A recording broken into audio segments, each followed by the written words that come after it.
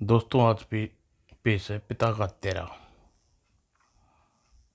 ये एक और चित्र है दोस्तों।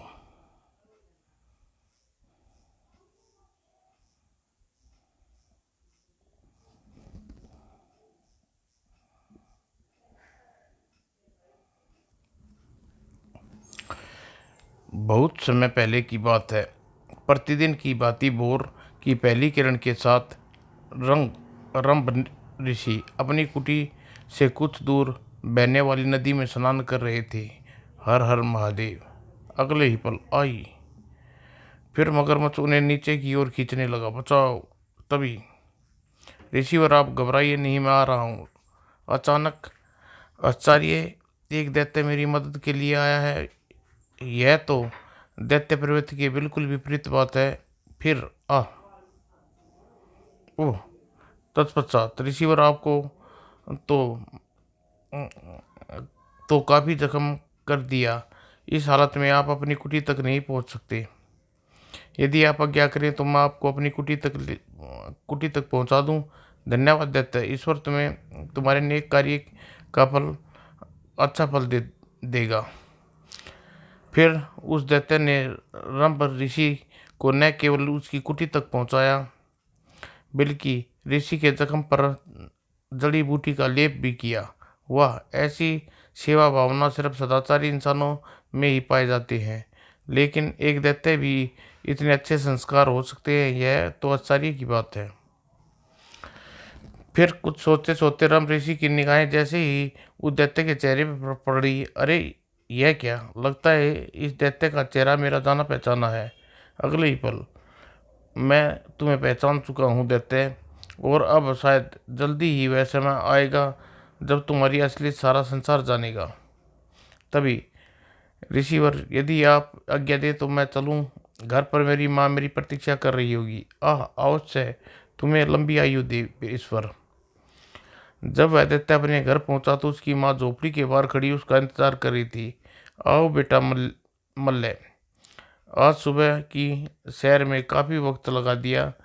वो माँ, आज बड़ी अजीब बात हुई। जब मैं घूमता घूमता टहलता पास वाली नदी तक पहुंचा, फिर मल्ले ने नदी में घटने वाली घटना अपनी माँ को विस्तार पूर्वक बताने लगा। पूरी बात सुनकर, यह तूने बहुत अच्छा किया बेटे। किसी की मुसीबत में फंसे इंसान की मदद करना बड़ा नेक कार्य है। अच्छा, अब अंदर चल, मैं तेरे लिए खाना परोसती हूँ। अच्छा माँ।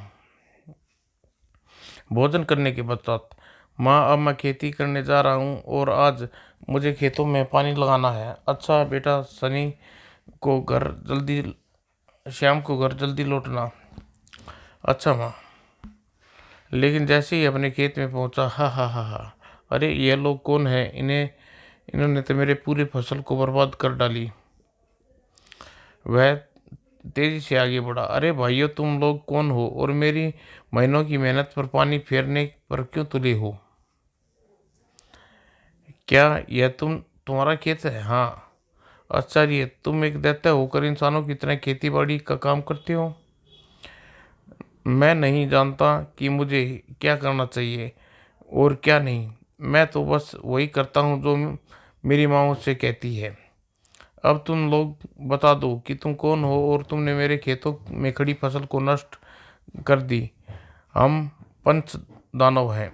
हम दानव नगरी में घूमने के इरादे से आए हैं, तो हमारा मन हुआ कि हम लोग इसी जंगल में रहें। अतः इस खेत को अपना मकान बनाने के उद्देश्य से सफाई कर रहे थे। देखो, तुम लोग मेरी फसल को बर्बाद कर ही दी, लेकिन अब तुमको एक प्रार्थना है कि मेरे इस जंगल में बड़ी मेहनत के बाद खेती करने लायक जगह बनाई है। तुम लोग अपने मकान के लिए इन खेतों की जगह कोई और न जगह स्थान खोज लो। ठीक है, तुम कहते हो, तुम अपने मकान के लिए कहीं और जगह खोज लेंगे। हाँ, आखिर हम तुम्हारी बिरादरी के हैं। और फिर अब चूंकि हम लोग इसी जंगल में रहेंगे, क्यों ना हम आपस में मित्रता कर ले। सच बड़ा मजा आएगा। अवश्य, मुझे तुम्हारी मित्रता कबूल है। अब मैं अपने अपने जंगल में अपने अकेलेपन से नहीं उबूंगा। तो फिर आओ, घूमा टहला जाए, चलो। फिर घूमते टहलते काफी दूर निकल आए। भाइयों, घूमना टहलना बहुत हो चुका, भोजन की तलाश की जाए, ताकि मुझे भूख जोरों से लगी है। हाँ, भूख तो मुझे भी लगी है। तभी उन्होंने एक पास गुजरते हिरण पर झपटा। ये रहा हमारा भोजन, अपना भोजन। वाह, अब होगी पेट की आग शांत। और अगले ही पल कच कचर। उफ, यह क्या? कचर कचर चप चप चप चप चप। अरे, यह तुम लोग ने क्या किया? क्यों इस बेचारे बेजुबान को मार डाला?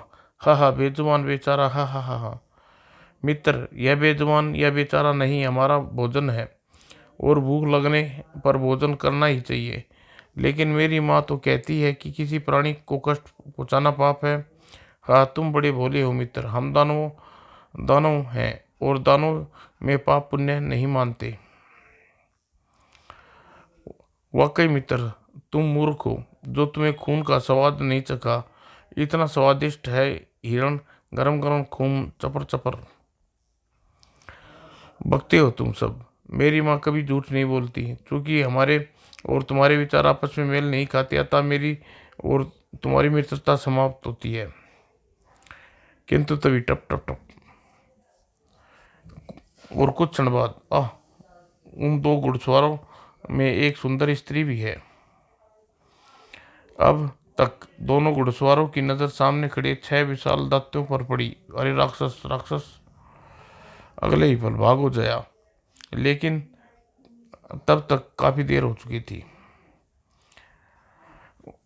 क्योंकि उनमें से 2 दानव उनके नजदीक आ पहुंचे। भागती कहाँ हो सुंदरी? हम 5 दानव तुमसे विवाह करेंगे। हा हा हा।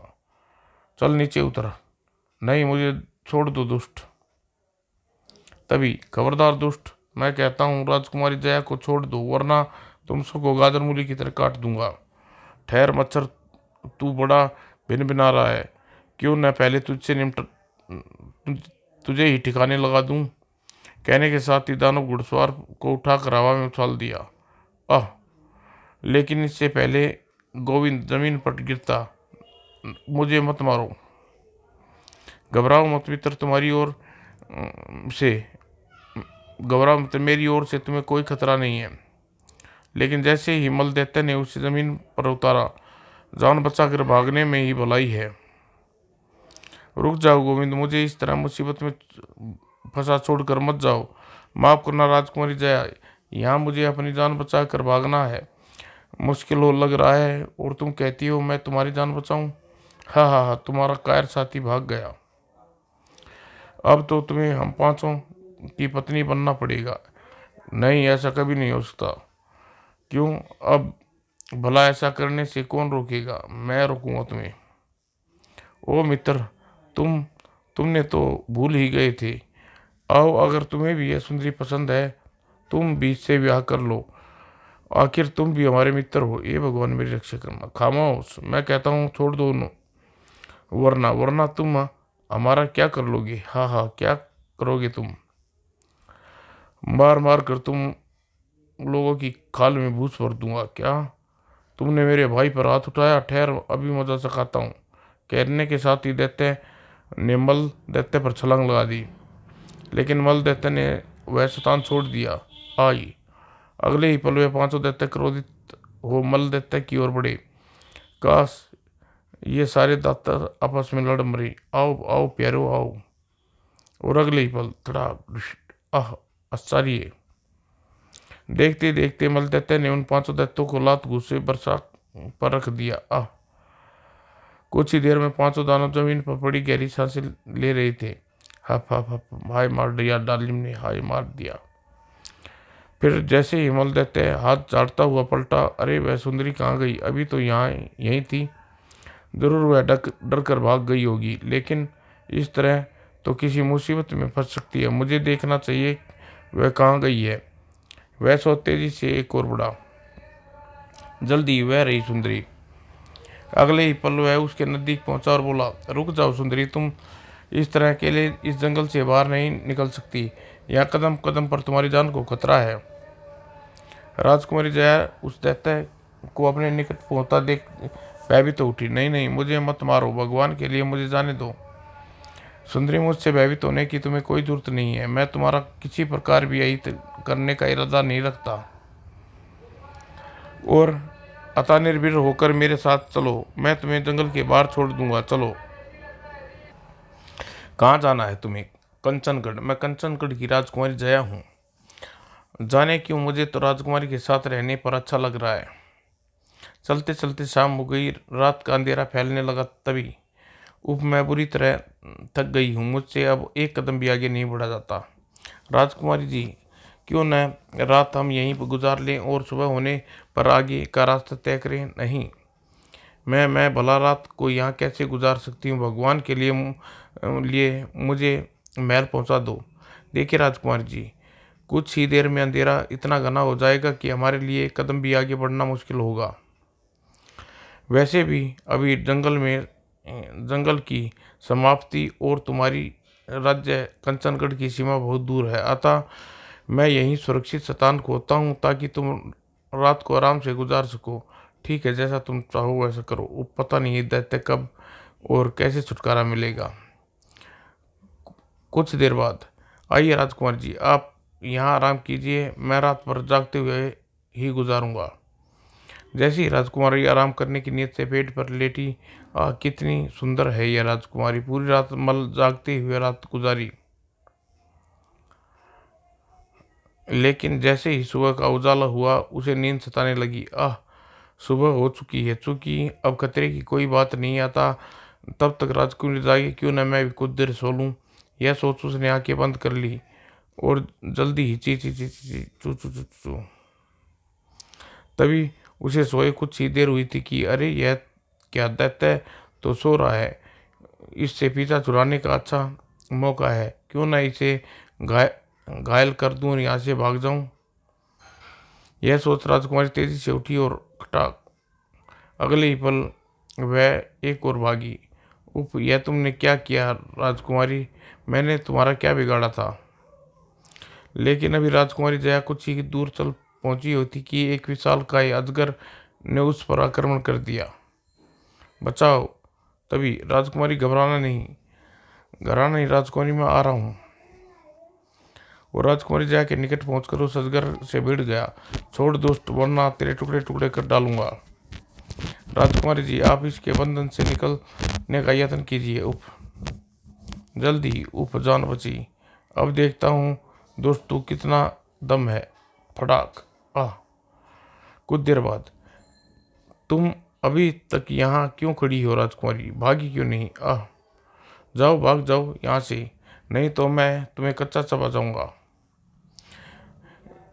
वह एक पल और उसका क्रोध तमतमा चेहरा देखते हुए, हे भगवान, यह मैंने क्या किया?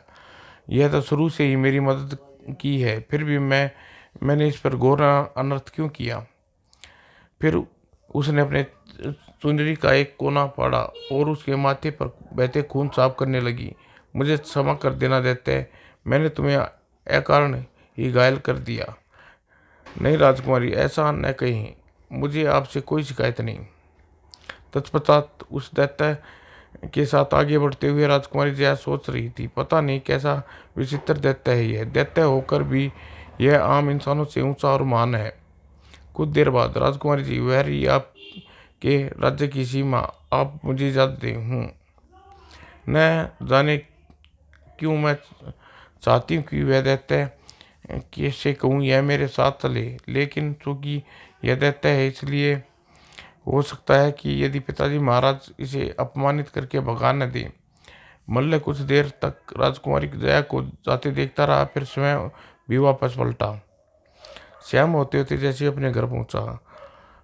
कहाँ गया था रे तू? क्या तू जानता नहीं तेरे पीछे मैं कितनी परेशान हूँ? वो माँ, मैं तभी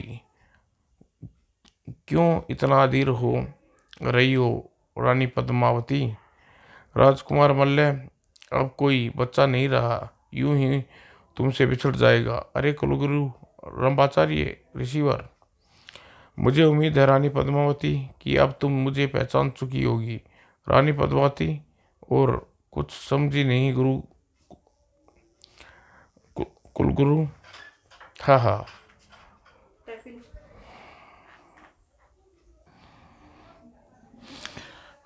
वाह रानी पद्मावती, मुझे कुलगुरु के रूप में पहचान भी रही हो और यह भी कह रही हो कि मैं कुछ समझी नहीं। लगता है अब मेरा भेद भेद नहीं रहा।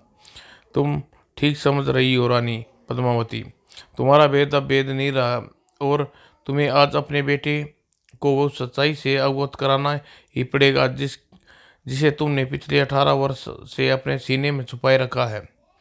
सच्चाई? कैसी सच्चाई? माँ, रिसीवर क्या कह रहे हैं? मुझे सब कुछ बताओ, तुम्हें मेरी कसम। यह तूने क्या किया मेरे लाल? क्यों दी तुमने अपनी कसम? ताकि तुम मुझे अपने सीने में दफन वह सच्चाई बता सको जिसे जानने का इसको पूरा हक है। इतना तो मैं तुम्हें बता सकता हूँ बेटे कि तुम कोई दैत्य नहीं बल्कि एक राजकुमार हो। और मैं तुम्हें कल ही पहचान लिया था जब तुम नदी पर मगरमच्छ मगरमच्छ से मेरे प्राणों की रक्षा की। मैं और राजकुमार? क्यों रानी पद्मावती, राजकुमार की सूरत उसके पिता राजा सूरजमल से मिलती है ना? जी हाँ कुलगुरु, मल्ल मल्ल कुमार की सूरत इसके पिता से हूबहू मिलती है। बस रानी पद्मावती, इससे आगे की कहानी अपने बेटे को तुम स्वयं बताओ। तब रानी पद्मावती ने एक गहरी सांस लेते हुए कहना शुरू किया। बेटे, यह सच है कि कभी तुम सूरतगढ़ राज्य के राजकुमार और मैं रानी पद्मावती हुआ करती थी। हमें आज इस हाल में पहुंचाने वाला तुम्हारे पिता राजा सूरजमल सिंह का सौतेला भाई दु- दुष्यंत था, जो इस समय सूरजगढ़ का राजा दुष्यंत के नाम से जाना जाता है।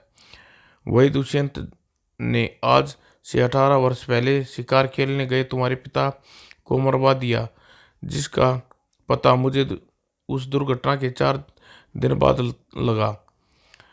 और जब तक अपना काम दुष्यंत किसी काम से दुष्यंत से मिलने गई थी, लेकिन उसके कमरे के सामने पहुंची।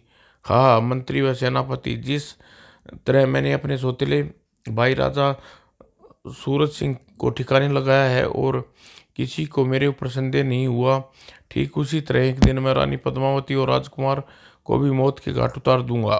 किसी को कानो खानो खबर नहीं होगी। फिर सूरतगढ़ का राजा मैं हूँगा। हा हा हा। उप मेरी मांग का सिंदूर पहुँचने वाला आस्तीन का सांप दुष्यंत और अपने साथ इस षड्यंत्र में राज्य के महामंत्री और सेनापति को भी शामिल है। अब मुझे कुछ और ही बताया गया था। हा हा।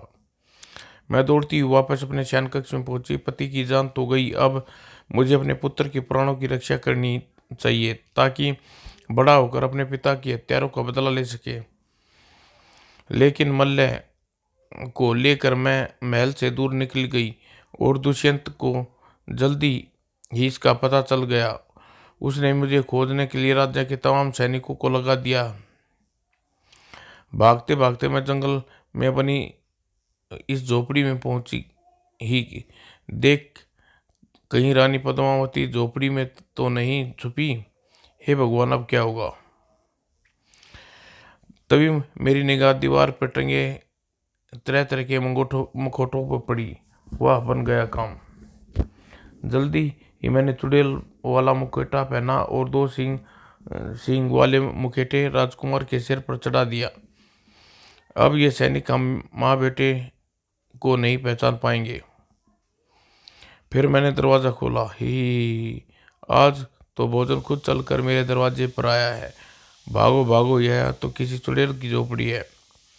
सैनिक वहां से भाग गई। खटखट। डरते हुए मैंने दरवाजा खोला। सामने एक वृद्ध व्यक्ति खड़ा था। एक पल के लिए वह बूढ़ा चौंका, लेकिन फिर हंसता हुआ झोपड़ी में दाखिल हुआ। वाह महारानी जी, आपने तो कमाल कर दिया। अब कोई भी आपको इस बहरूप के कारण आपको पहचान नहीं सकेगा। महारानी? कौन महारानी? तुम कौन हो? तुम? मैं इस झोपड़ी का मालिक रामलाल हूँ और इसे अपने अपने अपने चेहरे पर जो मुखौटा लगाया हुआ है मेरे हाथों का बना हुआ है। देखिए महारानी जी, आप ज़्यादा आश्चर्य मत होइए। मैं विश्वास के साथ कहता हूँ, आप सूरतगढ़ की महारानी पद्मावती है और चारपाई पे बैठा युवक राजकुमार है। कैसे जाना? अभी तक कंचनगढ़ राज्य में वापस लौट रहा हूँ। मैंने देखा कि राज्य की सीमा और जंगल के चप्पे चप्पे पर सूरतगढ़ के सैनिक पद्मावती और 4 वर्षीय राजकुमार को किन्हीं शिकारी कुत्तों की तरह तलाश करते फिर रहे हैं। फिर जब मेरे घर लौटने पर अपने दरवाज़ा खोला तो एक पल के लिए मैं चौंका, लेकिन फिर जल्दी ही मुझे यह बात सूझ गई कि आप कौन हो सकती हैं। ओह, अब बताइए महारानी जी, आप ही राज्य के सैनिक आपको ही तलाश करते फिर रहे हैं ना? ये सब उस दुष्ट दुष्यंत का रचा षड्यंत्र है। फिर बूढ़े रामलाल को पूरी विस्तार से बताती चली गई कहानी। मेरी पूरी बात सुनने के बाद बूढ़ा रामलाल गंभीर हो गया। तो इसका मतलब यह है, पापी दुष्यंत न केवल महाराज का हत्यारा है, बल्कि आप दोनों की जान के पीछे भी हाथ धोकर पड़ा है। लेकिन फिलहाल आपको चिंतित होने की कोई जरूरत नहीं है, क्योंकि इस रूप में आपको कोई नहीं पहचान सकेगा। और जब तक आपके सिर पर खतरा नहीं टल जाता, तब तक आप इसी झोपड़ी में रह सकती हैं। धन्यवाद बाबा। और इस तरह तरह मुझे और राजकुमार को सिर छिपाने के लिए जगह और दुश्मनों की नज़र बचाने के लिए मुखौटा हासिल हुए। इस तरह मैं और राजकुमार उस बूढ़े रामलाल के साथ रहने लगे। लेकिन अभी उसे साथ रहते हुए कुछ ही दिन बीते थे कि एक दिन उसकी तबीयत खराब हुई और दम तोड़ दिया। तब इस जंगल में मैंने उसका अंतिम संस्कार किया। उफ, चुड़ैल वाले बहरूप में मेरी माँ कितनी भयानक लगती थी, लेकिन अब कितनी सुंदर लग रही है। फिर मैंने उस इसी झोपड़ी में रहते हुए राजकुमार को दुश्मन से बदला लेने के लिए तैयार किया और मैंने इसे 5 वर्ष की आयु में कड़ी मेहनत करनी शुरू की। शाबाश शाबाश बेटे, और जोर लगा, यह पत्थर यहाँ से हटाना है। और साथ साथ उसे द्वंद्व युद्ध का अभ्यास कराया। लेकिन बाद में मैंने सब ईश्वर पर छोड़ दिया, क्योंकि मैं चाहती थी कि बदले की आग में जला हुआ मेरा बेटा दुष्ट दुष्यंत के हाथों मारा जाए। और तु, तुमने अपना और अपने बेटे का बहरूप इसलिए बना रहने दिया कि इसकी शक्ल इसके पिताजी से मिलती थी, और तुम्हें डर था कहीं कहीं पिता की हम शक्ल होने के कारण कभी यह दुश्मनों द्वारा पहचान न लिया जाए। हाँ, खैर पद्मावती, अब तक जो भी हुआ ईश्वर की इच्छा अनुसार ही हुआ। लेकिन अब राजकुमार मल्ल सच्चाई से परिचित हो चुका है, अतः तुम एक क्षत्रिय की आशीर्वाद देकर इसके पिता की हत्या का बदला लेने सूरतगढ़ भेजो। नहीं, हाँ माँ, मैं अपने पिता के हत्यारों को तुम्हें इस हाल में पहुंचाने वाले दुष्यंत कुत्ते की मौत मारूंगा। नहीं बेटा नहीं, तू अकेला उस विशाल देश के राजा से टक्कर नहीं ले सकता। मैं तेरे हाथ जोड़ती हूँ बेटा, तू बदले की आग को भूल जा। दिल छोटा मत करो रानी पद्मावती, अपने दुश्मनों से बदला लेने के लिए तुम्हारा बेटा अकेला नहीं होगा, उसके साथ शंकर भगवान का त्रिशूल भी होगा। और जब राजकुमार के पास शंकर भगवान का त्रिशूल रहेगा, बड़ी से बड़ी सेना भी अकेला सामना सामना नहीं कर सकेगी। शंकर भगवान का त्रिशूल अगले ही पल। ठीक है कुलगुरु, यदि आपकी भी यही इच्छा है तो अपने पिता की हत्यारे से बदला ले तो यही सही। तब मल्ल कुमार, यह लो त्रिशूल, और याद रखो परसों का दिन तुम्हारे उद्देश्य की पूर्ति के लिए अति शुभ होगा। मैं समझ गया कुलगुरु, मुझे परसों ही अपने उद्देश्य की पूर्ति के लिए यहाँ से प्रस्थान करना होगा। और उधर राजकुमारी जय अपने शयन कक्ष में विश्राम कर रही थी। तभी राजकुमारी की जय हो। राजकुमारी जी, सूरतगढ़ के राजकुमार गोविंद आपसे मिलना चाहते हैं। ठीक है, उन्हें यहीं भेज दो। कुछ ही देर बाद, आइए काया राजकुमार गोविंद दाजी, कहिए कैसे आना हुआ? कहीं आज आप मुझे फिर शिकार पर जंगल तो नहीं ले जाना चाहते? वो राजकुमारी जया, मैं तो आज शाही बाग में ही घूमना फिरना चाहता हूँ। और नहीं नहीं राजकुमार, मुझे कायरों के साथ घूमने फिरने का कोई दिलचस्पी नहीं है। और यह लिया लो अपनी अंगूठी, आज से तुम्हारा मेरा रिश्ता खत्म, क्योंकि मैं किसी कायर पुरुष की पत्नी नहीं बन सकती। राजकुमार जया, आज अपने महल में तुमने मेरा जो अपमान किया है, सिद्धि तुमसे इसका बदला लूंगा। क्रोध में पैर पटकता हुआ राजकुमार गोविंद राजकुमार के शयन कक्ष से बाहर निकल गया। बदला लेगा कायर कहीं का। कल तो मुझे दानों के बीच फंसा छोड़कर अपनी जान बचाकर भाग आया था, और फिर उसी दिन सूरतगढ़ पहुंचकर उसने गोविंदा ने यह पूरी बात अपने पिता दुष्यंत को बताई। कंचनगढ़ की राजकुमारी की यह मजाल, अब देखना बेटा, कल के बाद वह तुम्हारी दासी होगी। हाँ पिताजी, अब तो मैं यही चाहता हूँ कि वह अभिमानी राजकुमारी रानी मेरी जगह जगह मेरी दासी बने। यही उसके किए अपमान की सजा होगी। और अगले दिन आक्रमण आक्रमण। चूंकि कंचनगढ़ राज्य की सेना सूरतगढ़ राज्य की सेना से आदि से भी कम थी, अतः मुकाबला पूरे दिन बिना चल सका। कंचनगढ़ की सेना के पांव उखड़ गए। हा हा भागो। और फिर सैनिकों, राजा कंचन सिंह को बंदी बना लो और महल में जाकर महारानी और राजकुमारी जया को भी ले आओ। नहीं, अगले दिन जब राजा दुष्यंत कंचनगढ़ के राजा रानी और राजकुमारी जया को बंदी बनाकर अपने राज दरबार में पहुंचा। हाँ राजकुमारी जया, अब तुम मेरी रानी बनने की जगह मेरी दासी बनकर इस महल में रहोगी, और मेरे अपमान का बदला होगा जो तुमने शयन कक्ष में किया था। मेरा यह अपमान का यह दिन देखने से पहले मर गई होती, लेकिन वह समय आने से पहले ही मैं तुम्हें जान से मार दूंगा। क्या? अगले ही पल, अरे यह दैत्य को राज दरबार में किसने आने दिया? अरे अरे, यही तो वही दैत्य है जिसने पहले 2 बार मेरे प्राण बचाए। अरे दैत्य, अरे यह दैत्य कहाँ से आ गया? सैनिकों, मार डालो उस दैत्य को। राजा के आदेश पाते ही सैनिक उस दैत्य की ओर बढ़े। आओ प्यारे आओ, तुम्हें अभी तुम सबको मजा चखाता हूँ। ट्राकच। फिर देखते ही देखते राज दरबार में भगदड़ मच गई। भागो, दैत्य पर विजय पाना असंभव है। यह दैत्य कहाँ से आ गया? इस तरह दैत्य के रूप में सैनिकों को मारता काटता मल्ल कुमार गोविंदा तक जा पहुंचा। यह ले सपोलिए, तू भी मर। तत्पश्चात, सावधान दुष्ट दुष्यंत, मैं आ रह गया हूँ। नहीं नहीं, मुझे मत मारो दैत्य, मैं तुम्हारा क्या बिगाड़ा है? दैत्य नहीं, मैं राजकुमार। कहो, यह क्या तुम्हारा चेहरा राजा सूरज सिंह से मिलता है कहीं? ओह, कहीं मैं सपना तो नहीं देख रही हूँ? हाँ, तूने ठीक पहचाना दुष्ट, उसी राजा सूरज सिंह का खून है जिसे राज सिंहासन के लोभ में मरवा डाला। कुलगुरु और रानी पद्मावती, क्या तुम क्या तुम और रानी पद्मावती और कुलगुरु रम ऋषि आगे बढ़ते हुए बोले, देख क्या रहा हो मल कुमार, मार डालो अपने पिता के हत्यारे को।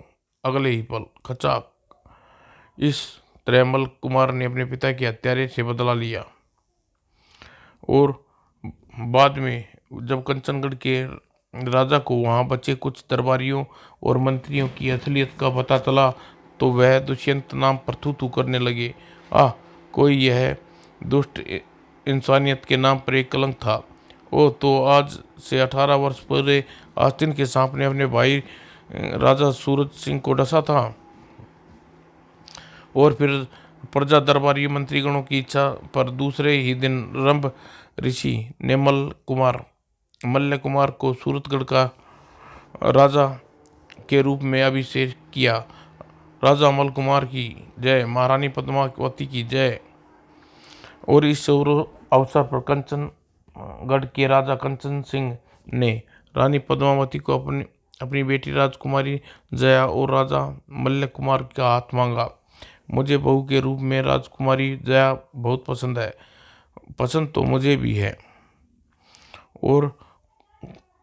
और कुछ ही दिन बाद शुभ मुहूर्त में राजकुमारी जया और राजा मल्ल का विवाह हो गया। फिर राजा मल्ल कुमार रानी जया व महारानी पद्मावती के साथ सुखी से रहने लगे। समाप्त दोस्तों।